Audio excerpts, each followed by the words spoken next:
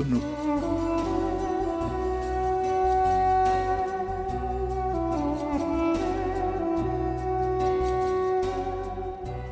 Oui, je suis né à Istanbul d'une famille très arménienne,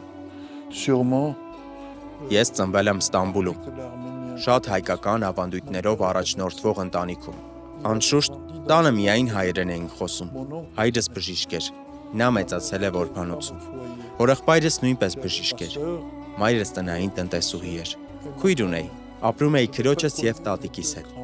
Չեմ ճանաչել իմ երկու պապիկներին։ Մի պապիս 1923 թվականին թուրքերը սպանել են, որովհետև նա Քեսքին Մադենի հայկական դպրոցի տնօրենն էր։ Նա մտավորական էր։ D'une école arménienne, qu'est-ce qui m'a appris? Տատիկս վերցրել է իր երկու երեխաներին, մեկը 1 տարեկան, մյուսը 40 օրական, Քեսքին Մադենից Անկարան հատելով հասել է Ստամբուլ։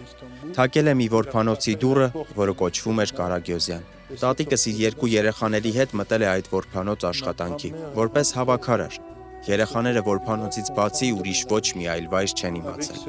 Նրանք այնտեղ են մեծացել,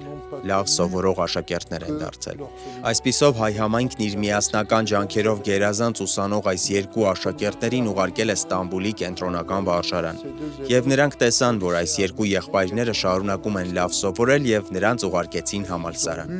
Բայց համալսարանում արդեն տատիկս է ծախսերի բեռը վերցրել իր ուսերին։ Նա դուրս է եկել որբանոցից,